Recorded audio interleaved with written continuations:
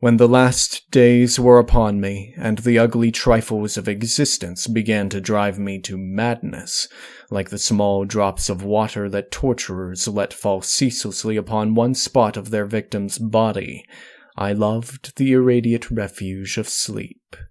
In my dreams, I found a little of the beauty I had vainly sought in life, and wandered through old gardens and enchanted woods. Once, when the wind was soft and scented, I heard the south calling, and sailed endlessly and languorously under strange stars.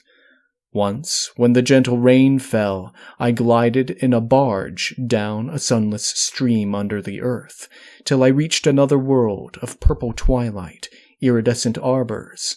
and undying roses.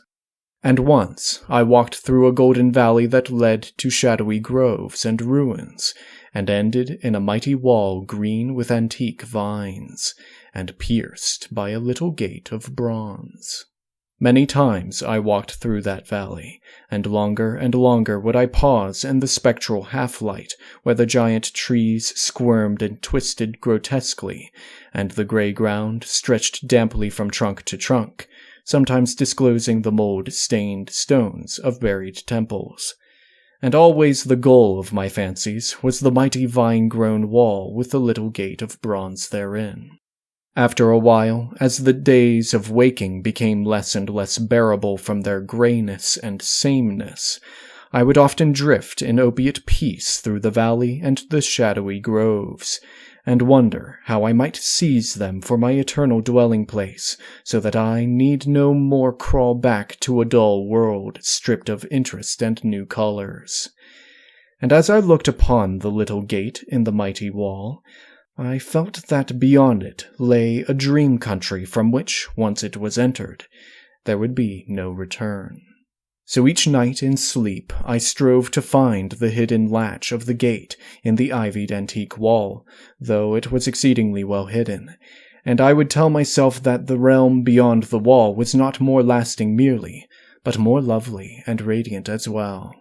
Then one night, in the dream city of Zicarion, I found a yellowed papyrus filled with the thoughts of dream sages, who dwelt of old in that city, and who were too wise ever to be born in the waking world. Therein were written many things concerning the world of dream, and among them was lore of a golden valley and a sacred grove with temples, and a high wall pierced by a little bronze gate.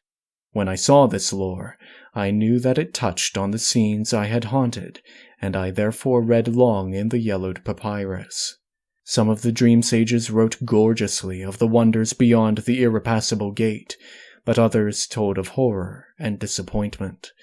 I knew not which to believe, yet longed more and more to cross forever into the unknown land, for doubt and secrecy are the lure of lures, and no new horror can be more terrible than the daily torture of the commonplace. So when I learned of the drug which would unlock the gate and drive me through, I resolved to take it when I next awaked.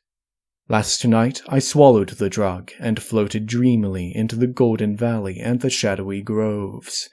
and when I came this time to the antique wall, I saw that the small gate of bronze was ajar.